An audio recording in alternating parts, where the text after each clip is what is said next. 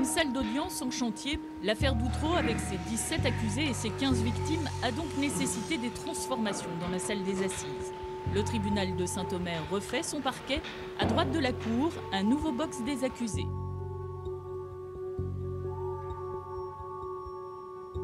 Habituellement, c'est le box des accusés. Nous en avons fait l'emplacement des avocats des victimes et des victimes. Et à la place des premiers rangs du public, les accusés. Les avocats de la défense ont accepté d'être positionnés avec les accusés libres et détenus en face de la cour. Donc nous allons ici surélever le plancher pour des raisons de respect de l'ensemble des acteurs du procès. La défense soit au même niveau que l'ensemble de la cour d'assises. Le procès d'Outreau va débuter mardi. Il devrait durer 4 à 6 semaines.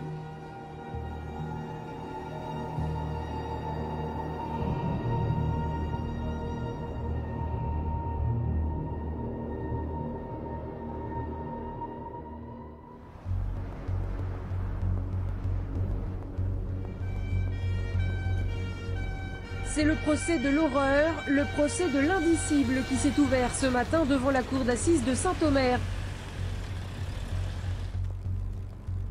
Cette affaire a commencé il y a 3 ans. L'accusation parle d'un réseau pédophile. Au total, 17 mises en examen pour viol et agression sexuelle sur mineurs. Certains des accusés, en liberté provisoire, sont arrivés accompagnés de leurs avocats. D'autres, en prison depuis plusieurs mois, sont entrés par l'arrière du tribunal. Le premier jour, à la première heure d'ouverture de ce procès, j'arrive à Saint-Omer, il y a cette foule immense qui était rassemblée. Je vois arriver Hubert Delarue, je vois arriver Franck Berton, je vois arriver Éric Dupond-Moretti, l'avocate de celle qu'on a appelée la boulangère.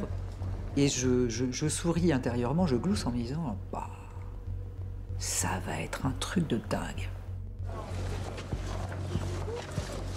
17 accusés, en face 18 victimes. Les petites victimes, dont les séquelles sont loin d'être cicatrisées, viendront bientôt témoigner à Saint-Omer. J'ai appris par la presse, comme tout le monde, que le procès allait se tenir à Saint-Omer. D'ailleurs, je ne suis plus juge d'instruction au moment où se tient le procès. Les assises en France, c'est une procédure qui était écrite, qui devient orale, avec l'habileté plus ou moins forte des avocats. L'oralité fait un côté un peu spectacle, hein, qui d'ailleurs où certains avocats en jouent.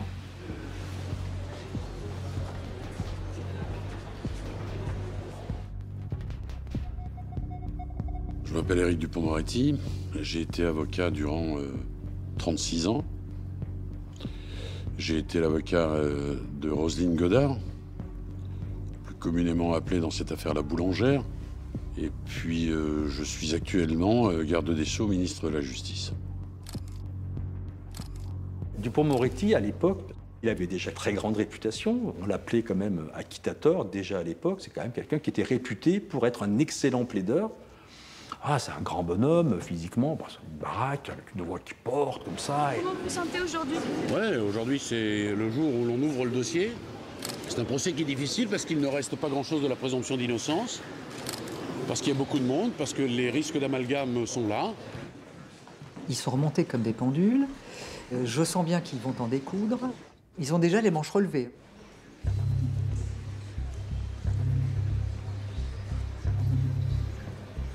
Ça part comme une pièce de théâtre en fait. Puis on attend en fait le dénouement parce qu'on n'y est toujours pas. C'est ce qu'on attend de ce procès à ce moment-là, c'est on va comprendre.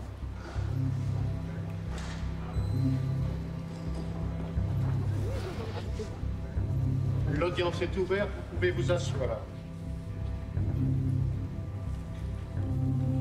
Parmi ces 17 prévenus, il y a véritablement 2 clans qui s'opposent. Il y a ceux qui avouent et qui confirment tout ce que disent les enfants, et puis il y a tous les autres qui nient tout en bloc. Et leurs avocats vont donc utiliser certaines failles du dossier.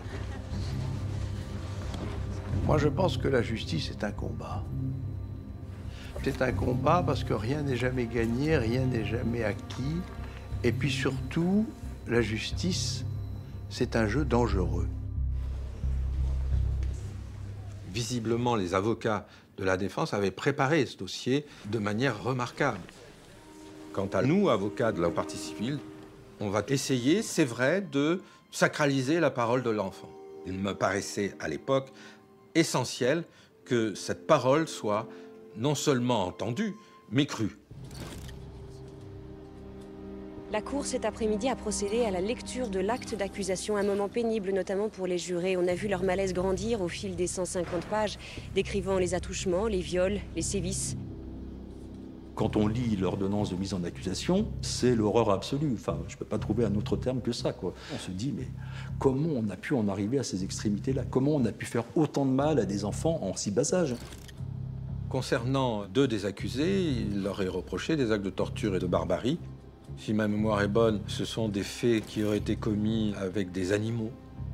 D'autres faits par l'intromission d'objets qui n'ont rien de sexuel, par exemple. Vraiment des violences physiques caractéristiques d'un acte barbare, quoi. Les accusés sont là, on les a tous dans la salle, donc on se retourne, on les regarde les uns et les autres. Ah oui, le chauffeur de taxi, c'est lui. Donc c'est lui qui a conduit les enfants à la ferme en Belgique avec Badawi qui venait. La boulangère qui mettait des baguettes dans l'anus des enfants, c'est elle. Et non, mais c'est ça. Soit on les regarde comme des innocents, soit on les regarde comme des pédophiles. Donc les juges, quand ils voient Madame Maréco, ils la regardent et disent « Bon, est-ce que tu crois qu'elle allait chez Badawi sodomiser les gosses ?» Parce que le curé, il a fait enterrer une gamine dans son jardin, là, lui. Bon, et donc tout ça, ils sont tous réunis.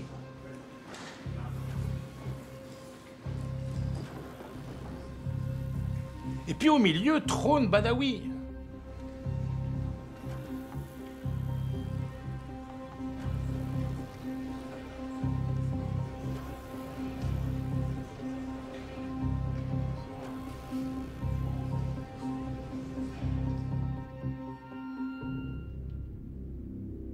Il se trouve que j'ai conservé les notes que j'avais prises lors du procès.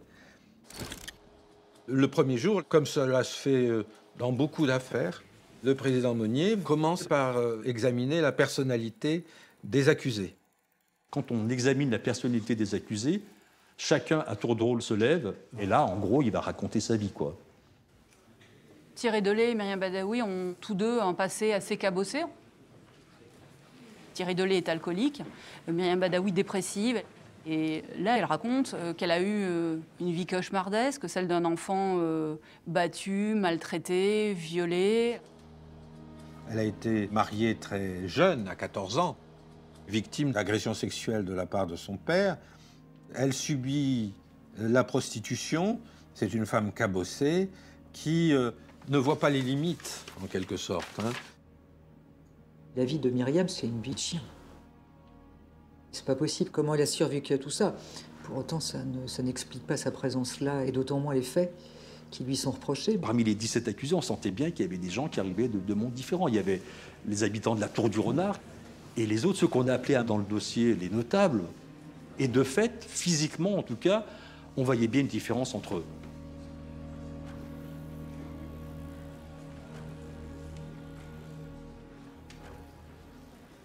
C'est un choc de 2 mondes. Mais attendez, le dossier, c'était ça aussi, hein. Le dossier, c'était que les uns fréquentaient les autres et qu'ils se fréquentaient tous, hein. Donc, à écouter Badawi, c'était ça. En ce qui concerne le chauffeur de taxi, je vois un homme droit. Un homme qui ne comprend pas ce qu'il fait ici.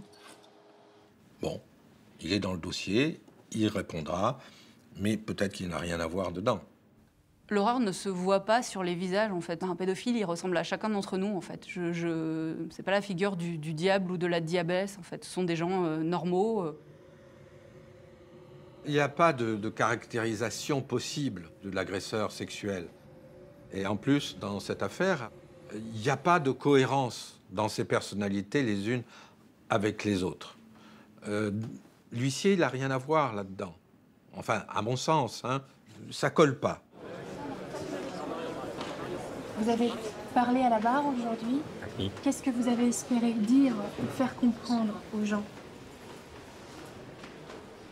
Claudine et moi n'avons rien fait. Nous sommes accusés à tort.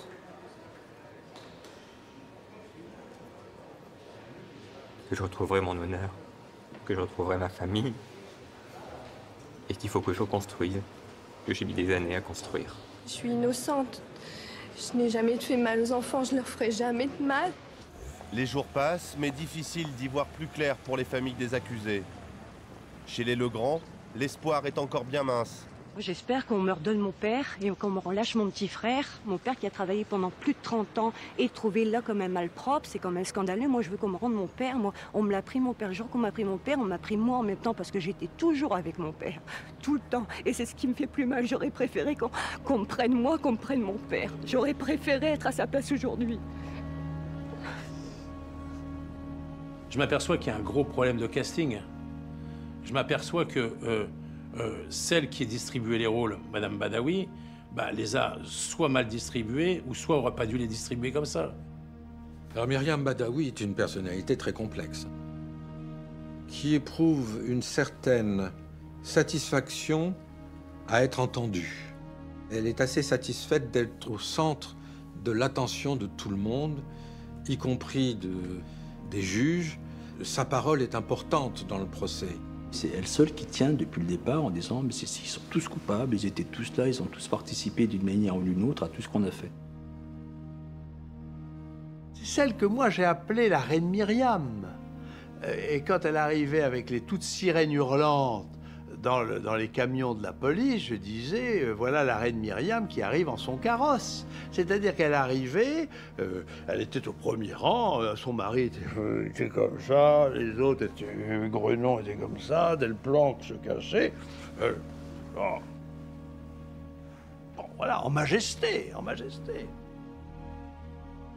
Je pense que c'est la pierre angulaire de ce dossier parce que c'est principalement sur elle que repose en réalité tout l'édifice du procès d'Outreau. Et nous verrons si cet édifice est solide ou si, comme je le pense avec d'autres, c'est un édifice fragile. On a un sentiment qu'elle ment. Alors on va le démontrer jour après jour, pièce après pièce et en fonction de chaque accusé. Mais la question, c'est pas de savoir si elle a menti, on le sait qu'elle a menti. La question est de savoir pourquoi elle a menti.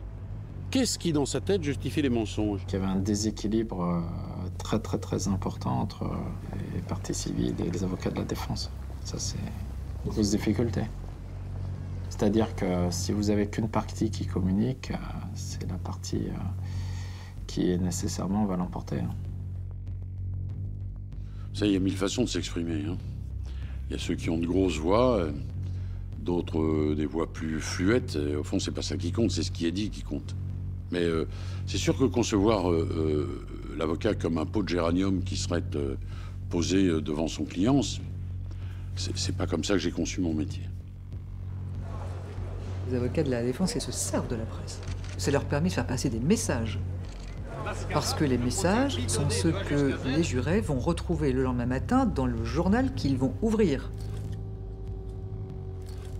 Quelque part, consciemment ou inconsciemment, ça fait son effet.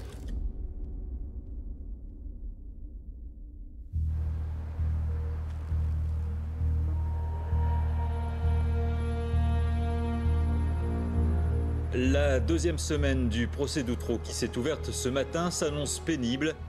Ce matin, on a donc entendu le premier témoin interrogé sur les faits, cette fois, et déjà un premier coup de théâtre. Thierry Delay, je crois qu'il n'a jamais reconnu les faits, il n'a jamais voulu les reconnaître. Donc c'est vrai que quand commence l'examen des faits avec lui, il continue à être sur cette position en disant non, j'ai rien fait, j'ai tout oublié, je me souviens de rien, c'est possible, j'étais alcoolique. Se cache derrière le trou noir. Ça commence comme ça en fait au tout départ.